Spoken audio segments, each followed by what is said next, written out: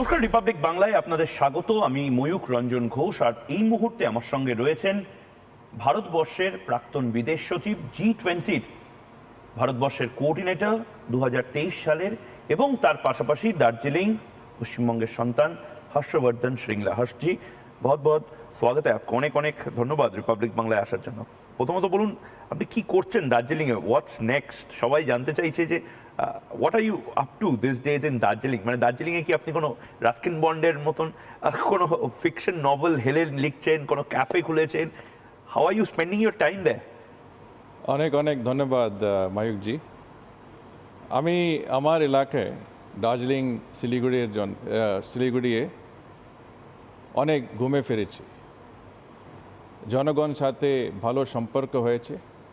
আমি সবাই sub constituency পাহাড়ি এলাকায় কালিম্পং, দার্জিলিং, কার্শিয়ং, শিলিগুড়ি, মাটিগাড়া নকশালবাড়ি, ফাঁসিদেওয়া এবং চোপড়ায় গিয়েছিলাম। এত ঘুরছেন? অনেক। আপনারা জানেন যে আমি দার্জিলিং ওয়েলফেয়ার সোসাইটি প্রেসিডেন্ট আছি। এই মাধ্যমে আমরা সোশ্যাল ওয়ার্ক অনেক করেছি। যুবায়ের জন্যে চাকরি ক্যাম্প করেছে, দিব্যাঙ্গের জন্যে হুইল চেয়ার বিতরণ করেছেন, স্কুলের জন্যে আন্ডার প্রিভিলেজ স্কুলের জন্যে কম্পিউটার বিতরণ করেছেন। একটু অনেক ভালো সম্পর্ক হয়েছে। মানে आप पूरा सोशल ये जो वर्क है उसमें ही आप चले गए? हाँ, सोशल वर्क पे मैं लगा हुआ हूँ, क्योंकि जैसे आप जानते हैं मैं 40 साल भारत सरकार में मैं शामिल था। मैं देश की सेवा किया। अभी मेरा यही इरादा है कि मैं अपना एरिया में घर वापस आऊं। हाँ, चला जाके और हमारे लोगों का जो हम कर सकते हैं मैं करना चाहता हूँ। और मेरा यही मतलब दृष्टिकोण है कि वहाँ पे जो चेंज ले आना है, जो परिवर्तन ले आना है, उसके लिए मैं काम करने के लिए तैयार हूँ। और यही मेरा प्रयास भी है कि वहाँ के लिए এটা অনেকে বলছেন যে আপনি এবার রাজনীতিতে আসছেন, তো আপনি দার্জিলিং থেকে এবার রাজনীতিতে আসছেন, এটা কি ঠিক?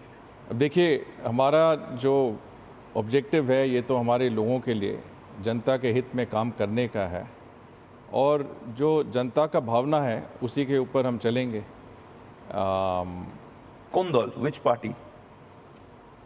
वो तो दल ही डिसाइड करेंगे अगर होना हो तो। पर हमारी तरफ से ऐसा है कि हम कुछ करना चाहते हैं, और कई माध्यम में इसके लिए। राजनीतिक माध्यम है, जैसे आपने बताया, आर्थिक माध्यम है, सोशल सर्विस का माध्यम है, या तो कॉम्बिनेशन है। पर मेरे ख्याल से ये जो परिवर्तन की ज़रूरत है पहाड़ों में, ये हमें देखना चाहिए, और हमें इसी पे काम करने का भी ज़रूरत है।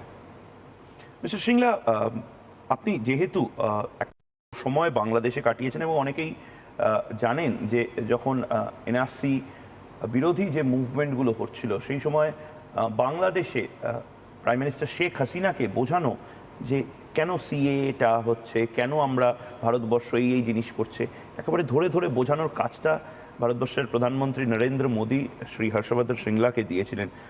তো আমাদের বাংলার বহু মানুষ, দার্জিলিংয়ের বহু মানুষ আছেন, উত্তরবঙ্গের বহু মানুষ আছেন, তাদের যদি একটু বোঝান যে কেন সিএএটা, মানে why is it necessary actually? तो अगर आप देखें तो ये आज का मुद्दा नहीं है, ये पहले से ही था। क्योंकि पार्टीशन के समय में हिंदू संप्रदाय हमारे पड़ोसी देशों में काफ़ी बड़े आबादी में, बड़े जनसंख्या में थे। একটু মাঝখানে মাঝখানে বাংলাও যদি বলেন। हाँ, কিছু কিছু আমি বলবো।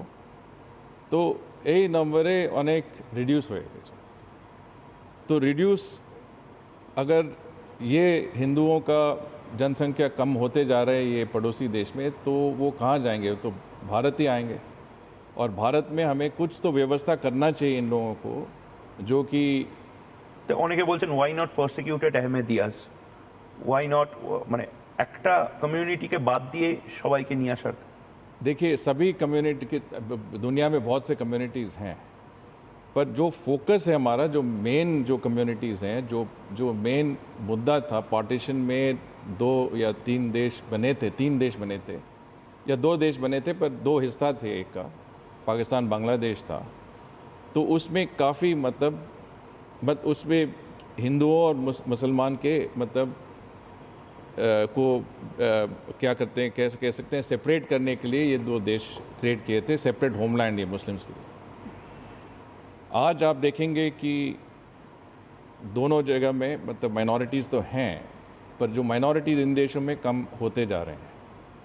और आपने बांग्लादेश के बारे में बात किया, बांग्लादेश में भी कुछ 35% तो थे 1947 में, और अभी 10% के करीब हैं। अभी प्रधानमंत्री शेख हसीना का गवर्नमेंट काफ़ी मतलब वो माइनॉरिटी के लिए बहुत मतलब ख्याल रखते हैं। उनका सरकार का यही नियम है कि माइनॉरिटीज़ का प्रोसिक्यूशन नहीं होना चाहिए। वैसे मैं नहीं कहता हूँ कि नहीं हो रहा है, पर उनका मतलब ये गवर्नमेंट के होते हुए इनके बावजूद भी हो रहा है। पर सीए जब हुआ था तो हमने ज़रूर इनको एक्सप्लेन किया कि ये किसी के ख़िलाफ़ नहीं है, किसी के लिए हम कर रहे हैं। मतलब ये हिंदू संप्रदाय जो है और जो इन देशों से आ रहे हैं, इनके लिए हमने कुछ मेजर्स लिए हैं, जो कॉन्स्टिट्यूशनल मेजर्स हैं, लेजिस्लेटिव मेजर्स हैं, और उसमें आपको कोई आवश्यकता की ज़रूरत नहीं है। और वो भी समझ गए थे और मान गए थे कि ये भारत का ही एक इंटरनल मुद्दा है। মানে এখান থেকে মানে কাউকে বের করে দেওয়ার ব্যাপার নেই, ইনক্লুশনের ব্যাপার। It's not about exclusion. Is it true? Absolutely. It is inclusion in the sense that we are making sure that communities that are returning to India and are applying for citizenship, their citizenship is accelerated, that they are not left in limbo for a very long time. और ये बहुत ज़रूरी है। Mister Singla, এখন এই মুহূর্তে সন্দেশখালীতে যেটা হচ্ছে, বাংলার সবচেয়ে মানে আমরা 100% সন্দেশখালীর নিউজে আছি। বেঙ্গল দেখতে পাচ্ছে যেভাবে একজন মানে পুরো স্টেটটাকে যেন র্যানসামে নিয়েছে। High court is also saying Sheikh Shahjahan, the Trinamool backed mafia. কি বলবেন, মমতা বন্দ্যোপাধ্যায় কি এই জায়গাগুলো জাস্ট ফ্র্যাঙ্কেনস্টাইন বানানোর জন্য দিচ্ছেন? কারণ আমি তো রাজনীতি না, আমি তো সাধারণ মানুষের দিশায় বলবো। अब বহু সাধারণ মানুষও, lots of women are giving টেস্টিমনিজ about being raped, being tortured. इसमें जो मैं देख रहा हूँ, मतलब ऑर्डिनरी इंडिविजुअल के बेसिस से, अगर लोगों का ज़मीन छीना जाता है, महिलाओं का इज़्ज़त लूटा जाता है, लॉ एंड ऑर्डर जो हम कहते हैं, सुरक्षा नहीं है लोगों के लिए, और ये लोग जो हैं जो ये कर रहे हैं, इनको अभी तक न्याय में या इंसाफ मतलब के लिए लाया नहीं है, तो ये सब मतलब सभी के लिए ये बहुत ही मतलब बड़ा कंसर्न है। और मुझे लगता है कि भारत में जो लोग भी देख रहे हैं, उनको ये चाहिए कि जो ये सब कर रहे हैं उनको मतलब एप्रीहेंड होना चाहिए, और जो लॉ एंड जस्टिस जो है या तो न्याय है, इन लोगों को मिलना चाहिए जो मतलब इसके विक्टिम्स हैं। और ऐसा काफ़ी कोई इंस्टेंसेस हैं, और ये नहीं होना चाहिए। आज का भारत में ये सब बिल्कुल नहीं होना चाहिए। স্যার, একটা জায়গা আমার বোঝার জন্য, যে এই যে গোটা পার্সপেক্টিভটা তৈরি হয়েছে, যেখানে ন্যাশনাল সিকিউরিটিটা খুব ইম্পর্টেন্ট নর্থ বেঙ্গলের জন্য। অনেকেই বলছেন নর্থ বেঙ্গলকে ইউনিয়ন টেরিটরি করে দেওয়া, বা একটা সেপারেট জায়গা যেখানে nation first, no compromise with intruders, যে টিম্বার স্মাগলার্স বা নার্কোটিক স্মাগলার্স। একটা বড় সংখ্যক পাকিস্তানি স্পাইও নর্থ বেঙ্গল বর্ডার্স থেকে ধরা পড়ছে। তো ডু ইউ থিঙ্ক দ্যাট উত্তরবঙ্গকে আলাদা একটা জায়গা তৈরি করাটা এখনই প্রয়োজন? देखिए, इस पे मैंने एक आर्टिकल भी लिखा था, हिंदुस्तान टाइम्स में ऑपेड पीस लिखा था, Siliguri crossroads of geography and history. अब अगर ये सिलीगुड़ी कॉरिडोर देखें और उत्तर बंगो रीजन देखें, तो इसमें मेरे ख्याल से भारत का मोस्ट स्ट्रेटेजिक एरिया है। मोस्ट स्ट्रेटेजिक मेरे ख्याल से जम्मू एंड कश्मीर से ज़्यादा स्ट्रेटेजिक है, क्योंकि ये मतलब जो मेनलैंड इंडिया नॉर्थ ईस्ट के बीच में एक कॉरिडोर है।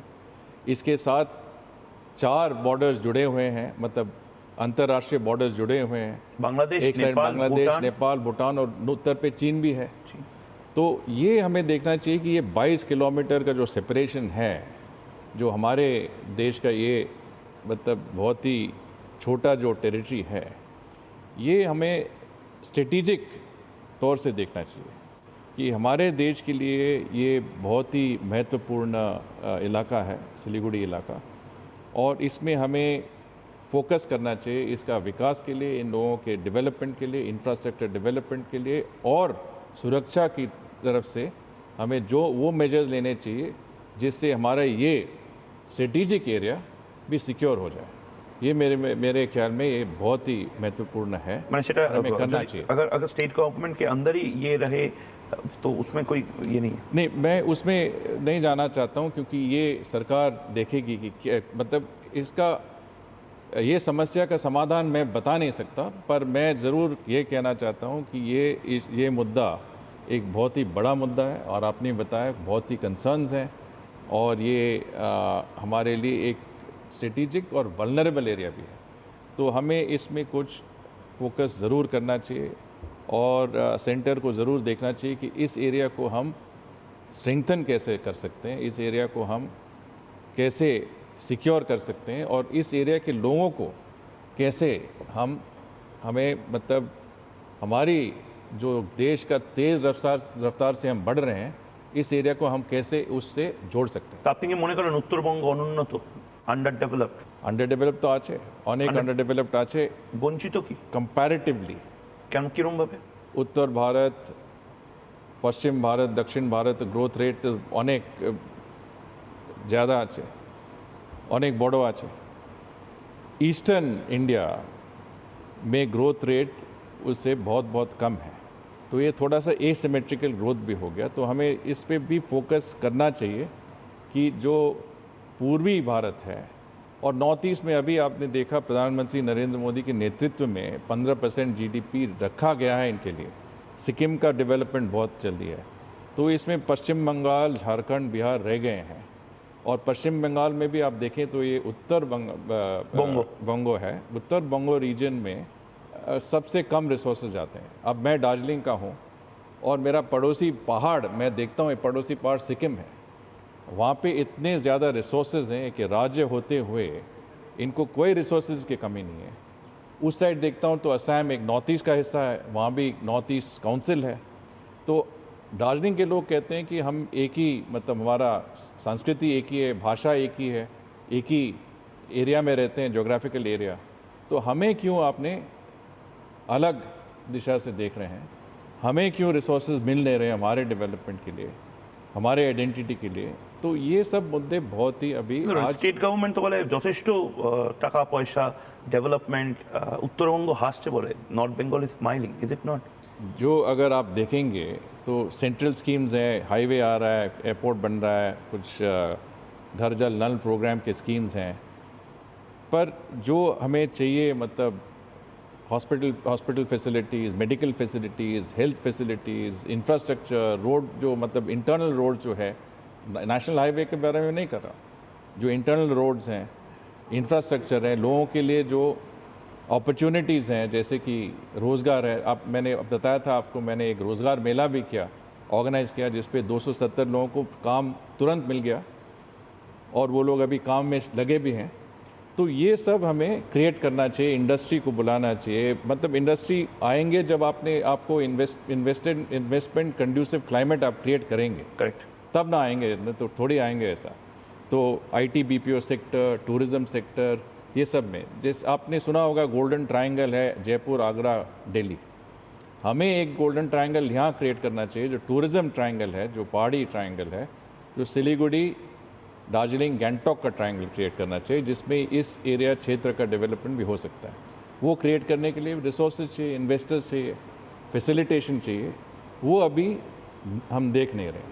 और मेरे ख्याल से सेंटर की तरफ से ये रिसोर्सेज आनी चाहिए इस क्षेत्रों में।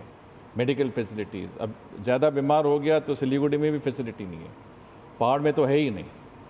तो ये सब लोगों को लगता है कि हम नेग्लेक्ट हो गए हैं, और इस नेग्लेक्ट में हमें क्या कर सकते हैं, हमें कैसा मतलब समाधान क्या है इसका, वो हमें देखना चाहिए। অনেক ধন্যবাদ মিস্টার হর্ষবর্ধন শ্রিংলা রিপাবলিক বাংলার সাথে কথা বলার জন্য, এবং wish you all the best for future endeavours. খুব বড় 2024 একটা খুব বড় বছর বোধহয় আপনার জন্য। অনেক অনেক ধন্যবাদ, আমরা রিপাবলিক টিভির সাথেই কাজ করব, থ্যাংক ইউ, আগে বড়বো। লেটস সি, আমরা সবাই এগিয়ে যাব এবং এগিয়ে যাওয়ার যে চেষ্টাটা, সেই চেষ্টাটা জারি থাকুক। আপাতত রিপাবলিক বাংলার অন্য সমস্ত খবরের জন্য চোখ থাক। ময়ূখ এখান থেকে বিদায় নিচ্ছে। ধন্যবাদ।